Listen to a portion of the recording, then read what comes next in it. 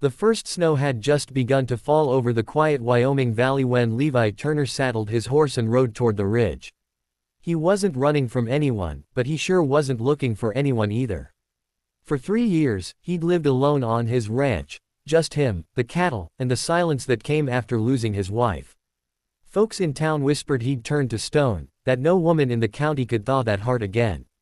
Maybe they were right. Until that day, when a stranger knocked on his barn door, shivering but fierce in her eyes. Mara Collins had been riding for hours, desperate for shelter. The storm had caught her halfway between towns, her horse limping in near collapse. When she saw the faint glow of Levi's lantern through the snow, she followed it like a lifeline. The moment he opened the door, she met the coldest stare she'd ever seen, and the kindest silence. "I'll work for a meal," she said through chattering teeth. "Don't want charity." Levi didn't answer. He just stepped aside, letting her in. Inside, the barn smelled of hay and rain-soaked leather. Mara rubbed her hands before the lantern, glancing at the quiet cowboy who watched her like a question he wasn't ready to ask. "You're far from home," he said finally. "Maybe I'm looking for one," she replied, voice soft but steady. Something in her tone made Levi's chest ache, the sound of someone who'd lost too much and still kept walking. He fetched her a blanket without another word. By morning, the storm had buried the valley in white. Mara was still there, warming her hands around a tin cup of coffee. "You can stay until the road's clear," Levi said. She smiled faintly. "You sure you can stand company?" He almost smiled but didn't. It had been years since laughter felt right on his lips. He thought she'd stay a night or two. But as days turned to weeks, her presence began to shift the silence he'd been hiding in. Mara wasn't like the other women who'd come offering kindness wrapped in pity. She worked hard, mended fences, fed the animals, and never asked for favors. When she sang to herself in the barn, even the horses stilled. Sometimes, Levi would pause at the door just to listen. Something about her voice reminded him of sunlight through frost, something fragile, yet warm enough to make him remember life before loss. One evening, while fixing a broken gate, Mara caught Levi staring at her. "You keep looking at me like I'm a ghost," she said. He hesitated, then looked away. "You just remind me of something I can't get back." Mara's smile faded, but her voice stayed gentle. "Maybe you're not supposed to get it back. Maybe you're supposed to find something new." Her words stayed with him long after she walked away. The next morning, Levi rode into town for supplies. As usual, the townsfolk whispered. "That Turner fella's got a lady at his place now," the storekeeper said with a grin. Levi ignored him, but the words stirred something uneasy in his chest. When he returned, he found Mara chopping wood, sleeves rolled up, snow in her hair. She looked at him and said, "Don't listen to them. People love talking about what they don't understand." For the first time in years, Levi laughed, a quiet, disbelieving sound. Days passed like that. Simple, quiet, healing. Until a letter arrived addressed to Mara. Levi found her sitting by the fire, tears wetting the page. "It's from my brother," she whispered. "He says the bank took our family farm. I've got nowhere to go now." Levi didn't know what to say. He wasn't good with comfort. So he did what he knew. He made her tea, set it down beside her, and sat in silence. Sometimes silence said more than words ever could. Snow melted slowly that spring, and so did Levi's walls. He started waiting for her laughter, for her footsteps in the barn. He found himself talking more, telling her about the horse he raised as a boy, about the mountains he used to climb with his late wife. Mara listened, never judging, never pressing too hard. And sometimes, when she thought he wasn't looking, she'd smile at him like she knew his heart better than he did. One night, as they sat watching the fire, she asked quietly, "Why do you live like you owe the world nothing?" He looked at her, eyes shadowed. "Because the world already took everything I owed it." Her hand brushed his. "Maybe it's trying to give it back." The air between them changed, something unspoken trembling there, like the edge of a song waiting to be sung. Levi stood, breaking the moment. "You should get some rest," he said. But as he walked away, her voice followed him softly through the crackle of the fire. "You keep pushing away everything that could save you." He didn't sleep that night. He couldn't. The next day, the valley was alive again with the thaw. The river had broken free from ice, and wildflowers peeked through the melting snow. Levi found Mara near the stream, sketching something in the dirt with a stick, a small cabin surrounded by trees. "What's that?" he asked. She smiled. "A dream. A place that feels like mine." Levi looked at the drawing, then at her. "Maybe we could build it," he said, voice barely above a whisper. Mara stared at him in surprise. "We?" she asked. He shrugged. "You've already built half of this ranch back into shape.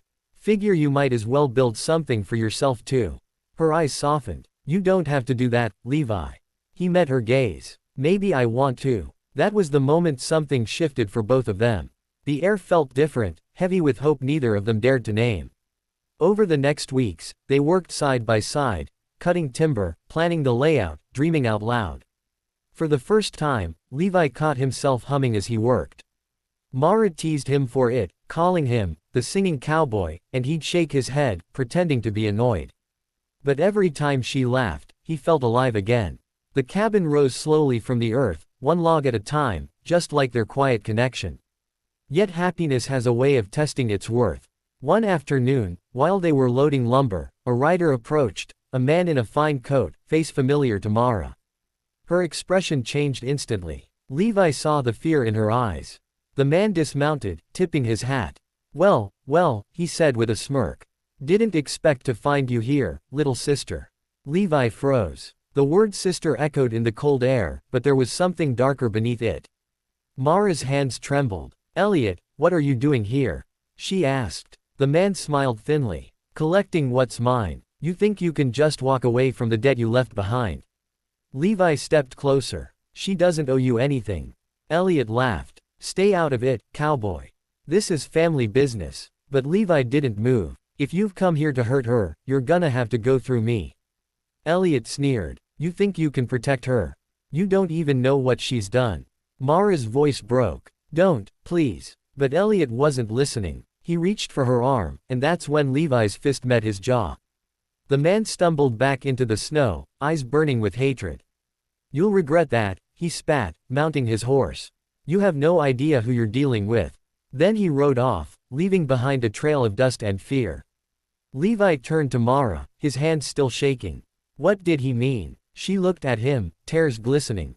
"He's not lying. I ran from a debt, one my father left when he died. Elliot's been chasing me ever since, trying to make me pay it with my life." Levi felt his chest tighten. "Why didn't you tell me?" She looked down. "Because I thought if I stayed quiet long enough, maybe I could start over here." He took a step closer, lifting her chin gently. "You don't owe anyone your pain, Mara. Not anymore." Her breath caught. "You don't know what he's capable of." Levi's voice hardened. "Then he doesn't know what I'm capable of either." That night, Mara couldn't sleep. She sat by the window, watching the moonlight spill across the snow. For the first time, she was afraid not of being hunted, but of losing the place that had started to feel like home. Outside, Levi sat on the porch, rifle across his knees, keeping watch. Neither said it aloud, but they both knew, trouble was coming. The morning broke cold and gray, a strange stillness in the air that made Levi uneasy. He'd been up all night, keeping watch, his rifle close. When Mara stepped out of the cabin, her eyes were shadowed from lack of sleep. "You think he'll come back?" she asked. Levi didn't hesitate. "Men like him always do." She nodded, pulling her coat tighter. "Then I guess we wait." But Levi wasn't one to wait for trouble. He planned. He protected. And somewhere deep inside, he realized he was no longer doing it out of duty, it was love, raw and unspoken. Days passed, quiet but heavy. Mara worked beside him, pretending not to see how often he checked the ridge or how his hand lingered near the rifle hanging by the door. The cabin they'd built together now stood like a promise, half finished, yet already full of meaning. "We'll get that roof done before spring," he told her one evening. "You still think there'll be a spring?" she teased softly. He smiled faintly. "There's always a spring, if you live long enough to see it." By the fourth day, they heard horses, 3 of them, coming fast down the valley. Levi's jaw tightened. Mara went pale. "It's him," she whispered. He told her to stay inside and grabbed his rifle. Elliot rode up with 2 men beside him, both armed. "I told you, cowboy," Elliot shouted, dismounting. "You'll regret laying hands on me." Levi stood firm, snow crunching under his boots. "You came a long way just to get embarrassed again." Elliot's grin was cruel. You think you can hide her? She's got a debt to pay. Mara stepped out before Levi could stop her. Enough, Elliot, she shouted. You've taken everything from me already. What more do you want? He smirked. You. Back home. Working it off. Levi's voice cut through the air like a blade. Not gonna happen. One of Elliot's men raised his gun, but Levi fired first, a warning shot that kicked up snow near his feet. The man froze. Next one won't miss, Levi said, calm as stone. For a tense moment, no one moved. Then Elliot's smirk faltered. He hadn't expected resistance. You'd risk your life for her. He sneered. Levi stepped forward, lowering his rifle but not his guard. I'm not risking it. I'm choosing it. Mara's eyes filled with tears. Elliot hesitated, then swung onto his horse. Fine, he spat. She's not worth dying for. But you will be, cowboy. He rode off, his men following, the sound of hooves fading into the wind. When silence returned, Mara collapsed against Levi, trembling. He wrapped his arms around her, steady as the mountain itself. He's gone, he said softly. For now, she whispered.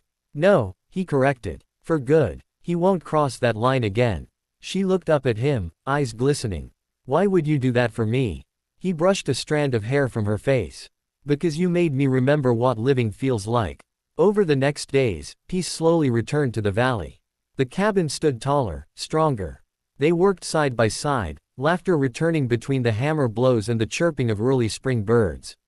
Levi taught her to ride his favorite horse, Bramble. She taught him to make bread without burning the kitchen down. Life became something soft again, something both of them had thought they'd lost forever. One afternoon, as the sun dipped low, Mara found Levi carving something into the porch beam. She stepped closer and saw it, a small heart with the initials, L and M. She smiled, tears brimming. You finally admit it, she teased. He looked up, half smiling.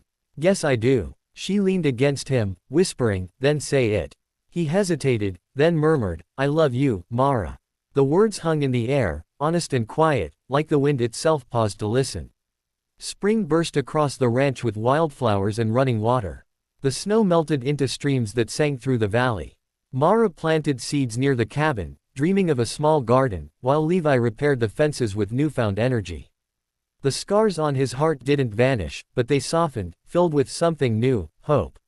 Sometimes, at dusk, he'd watch her laugh and think, so this is what home feels like. A few weeks later, a letter arrived, not from Elliot but from the county clerk.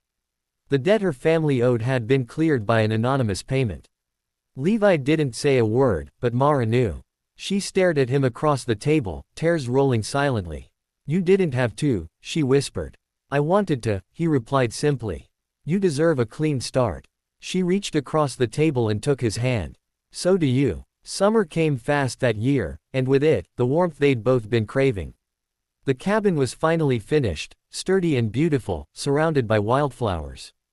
The townsfolk who once gossiped about Levi now nodded respectfully when they saw him with Mara at the market. Some even said the old cowboy finally found his reason to smile again. He didn't deny it. He didn't need to. One evening, as the sun painted the sky gold, Mara stood on the porch, watching the horizon. Levi came up behind her, wrapping his arms around her waist. You ever think about that night in the storm? She asked. Every day, he said. If you hadn't shown up, I'd still be living in the dark. She turned in his arms, smiling through tears. And if you hadn't opened that door, I'd have never found home. They kissed, slow and certain, the world around them fading into the quiet hum of crickets. The wind carried the scent of pine and rain, and for the first time in years, Levi felt at peace. The lonely cowboy who'd refused every woman in the county had finally met the one who didn't ask to be loved, she just loved him anyway. As night fell, the cabin glowed softly under the stars, a small light in the vast wilderness. Levi leaned against the railing, watching Mara hum as she lit the lanterns. You know, she said with a teasing smile, you could have said yes a little sooner. He chuckled. Guess I needed someone stubborn enough to ask the right question. She grinned, repeating her words from that first day. So, cowboy, you want a wife or just a winter alone? He laughed, pulling her close. A wife. Definitely a wife. The mountains stood quiet witness to their laughter, the river whispering below like a lullaby. The pain, the storm, the loneliness, all of it had led them here. In the end, it wasn't a miracle that saved them. It was two broken souls who decided to build something new from the pieces left behind. And as the night settled around their cabin, Levi whispered the words he'd kept locked for years, words that finally felt right. "Welcome home, Mara." And she smiled, resting her head against his chest, listening to the steady heartbeat that no longer belonged to a man who'd given up, but to one who'd finally found his forever. The storm had brought her to his door, but love had given them both a reason to stay.